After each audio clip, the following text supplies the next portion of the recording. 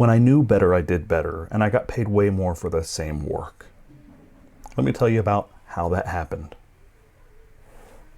I was actually sitting at my kitchen table with one of my best friends in the world who's a Harvard-educated lawyer, but he lives out in Salt Lake and we've been good friends forever. We actually went to college together, and he got like straight A's in recreation management, which was hilarious. So I would say, hey, I'm going out to Econ 305. What are you up to today? So I've got a snowboarding class for 8 hours. And so he just had this, he was taking these classes. I didn't get it. I didn't get what he was doing, but he aced them. And then he went and did that for a while and realized like, hey, this isn't really the life I'm gonna want long term. Yes, I'm hiking a bunch. Yes, I'm like leading climbing, but he realized he just wanted other things in his life. And so he came back to school when I was at BYU and he studied for a whole semester to take the LSAT. And I saw him all the time because we would get together and we'd play board games, and he was taking the LSAT and he aced the LSAT. Like he may have had the highest LSAT score in the country that year.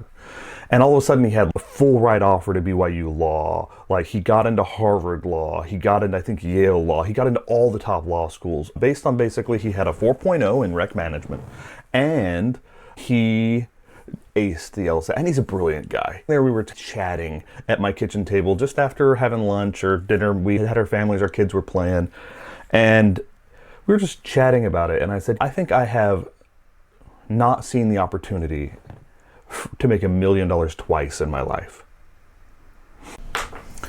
And so that's my question for you today. What opportunity is in your life right now that you're not recognizing as an opportunity? In my experience, the people who make the most as doctors aren't just doctors. They're the doctors who realize that during this surgery, they need a tool that bends 6 ways.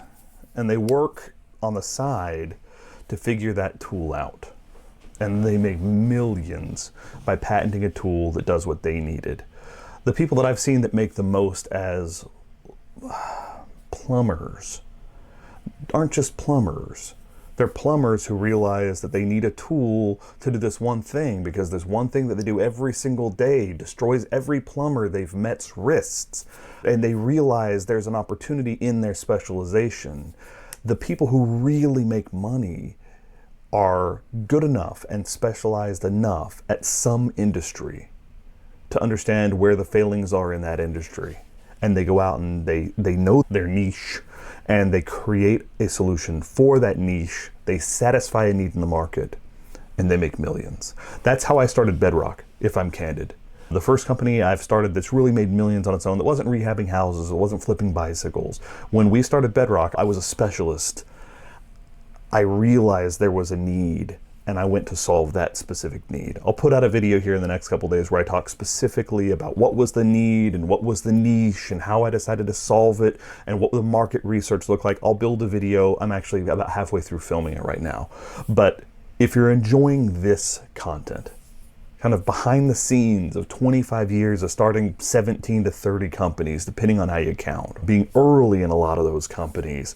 If you're enjoying this content, talking through the process of what it takes to make, rags to riches a couple times, I'm loving making it. The next video that we have up that I think you're going to enjoy is actually Trump's tariffs explained. The Trump tariffs are going to change all our lives.